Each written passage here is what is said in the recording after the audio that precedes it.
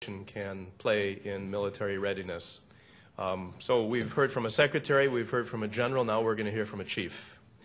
And we're pleased to have all the way from Milwaukee, the chief of police of the Milwaukee Department, Edward Flynn, who prior to assuming that position a couple years ago spent time as the police commissioner in the city of Springfield, Massachusetts, and also then and now has been very active in national efforts to help people understand the connection between early childhood education and the criminal justice system and corrections and law enforcement issues. So I'm interested in hearing, Chief, what you have to say about that. Please welcome Chief Ed Flynn from Milwaukee. Thanks. Well, good morning. It's nice to be here, and I'm sure in many ways I'm preaching to a very well-schooled choir in the reasons why this is a good idea. Fight Crime, Invest in Kids has been around for about 11, 12 years now. I was one of the earliest members while I was still the police chief in Arlington, Virginia.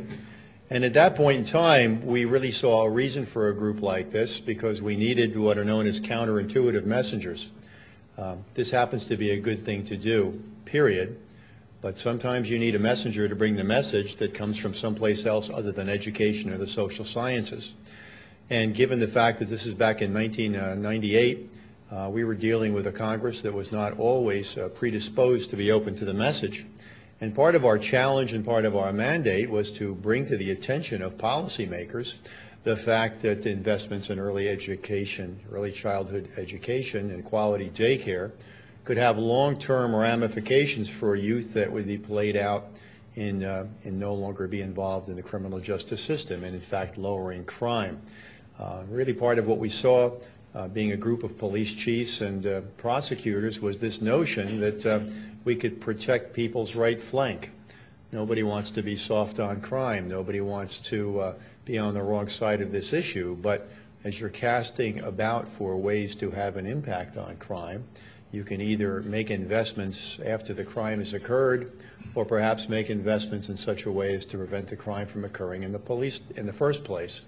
Hence this notion of fight crime, invest in kids. Our job is to bring to the attention of policymakers the fact that longitudinal research absolutely supported the notion that these investments in quality daycare and quality early education would have long-term ramifications not only on the lives of the individuals affected by them, but on the lives of communities and on the reduced impact on the criminal justice system and therefore an impact on long-term expenditures. Now, it's no secret here in Madison any more than it is in the city of Milwaukee that we are in very difficult budgetary times. Difficult decisions are being made all the time.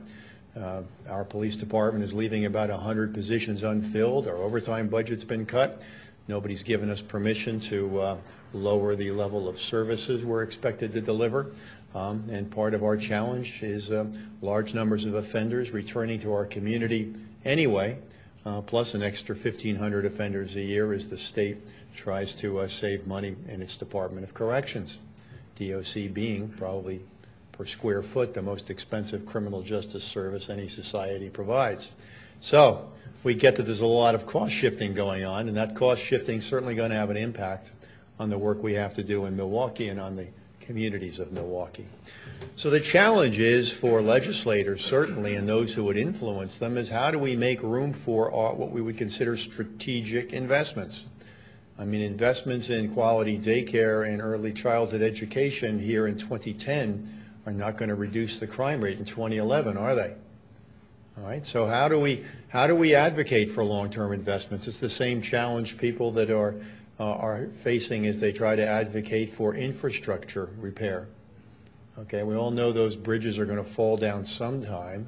Question is, are they going to fall down on this budget cycle or the next budget cycle? Well, you know, what's our responsibility as public officials to look to the long-term strategic interests of this country, which are served not only by our posture overseas, but how we take care of American society, how we take care of its physical infrastructure, how we take care of its human infrastructure. And so the balance between the necessary tactical investments that have to be made to keep government functioning and providing the services that citizens expect it to provide against long-term strategic investments in what's best for our society are always going to be a challenge, and certainly for our legislatures, the balancing of the demands of various stakeholders is always one of the great aspects of public office that calls for judgment, maturity, and courage. So, what do we know? We know incarceration is wildly expensive. So certainly at some remove, our ability to see that fewer people are incarcerated is in everyone's interests, and that means preventing crime, not letting people out of jail. But we also have to recognize that one of the important messages that I certainly have tried to deliver over the arc of my career is crime prevention is the most important form of economic development in the city that exists. Crime causes poverty. Now, a lot of people talk about the relationship between poverty and crime, and they usually state the obverse. But poor people just are not genetically predisposed to commit crimes. But when an area achieves a reputation for being high in crime, what happens? What happens when crime is perceived as getting out of control and when the victimization rates exceed the norms? Well, small businesses are the first casualties, aren't they? Whether it's a mom and pop store closing because of excessive vandalism or shoplifting, or a dry cleaner's closing because it's been held up too many times, or a warehouse closing because the investment in security is just outweighing the possible opportunities to make a profit there. What happens? Well, first of all, social glue is removed from the community. Social capital is lost that makes communities cohere. And entry-level jobs and after-school jobs are lost, which take with them economic opportunity. Neighborhoods absent social capital, neighborhoods absent economic opportunities, continue a devolution towards more crime, more disorder, less opportunity, less achievement, and higher incarceration rates. I mean, every single day of the week, we look at our dot map. Every morning, I do a webinar conference with all of my 7 district commanders, with the Criminal Investigations Bureau commanders sitting around the table. We look at the dots. We track their migration. We make sure our deployments match up with the dots. We control for time of day. We control for offender descriptions. We look for those crimes caused by aspects of domestic violence and those that are stranger crimes. We are constantly dealing with real-time intelligence so that we can prevent crime tactically and hopefully strategically. But if you look at our crime dots, what else are you going to find?